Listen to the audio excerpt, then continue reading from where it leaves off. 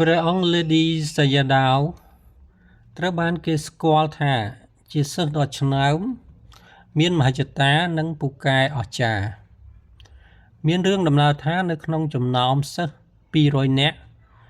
មានតែព្រះអង្គមួយរូបគត់ដែលអាចឆ្លើយសំណួរភាសាបាលីដ៏ស្មុគស្មាញចំនួន20ស្ដីពីបារមីបានយ៉ាងពេញចិត្តដោយផ្អែកលើចម្លើយទាំងនេះព្រះអង្គបានបោះពុម្ពស្នាដៃដំបូងរបស់ព្រះអង្គគឺបារមីទីបនីសិភៅណែនាំអំពីបារមីកាលព្រះអង្គនៅមានព្រះជន្មវ័យក្មេងនៅឡើយ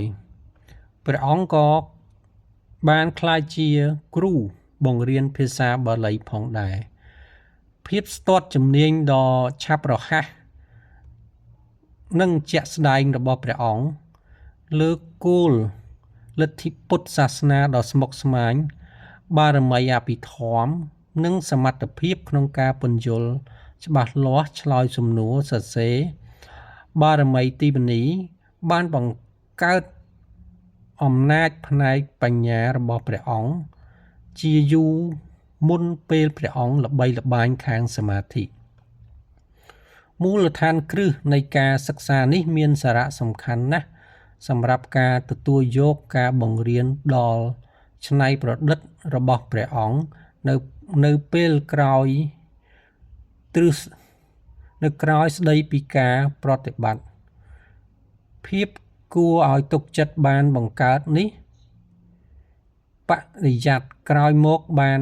បន្ថែមទម្ងន់ដល់ការប្រកាសរបស់ព្រះអង្គពីបដិបត្តិដែលអនុវត្តឲ្យព្រះអង្គ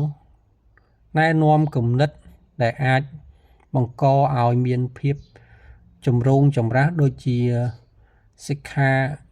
បដិបត្តិសិក្ខាបវិបដិសនាដោយមានការទទួលយកកាន់តែច្រើន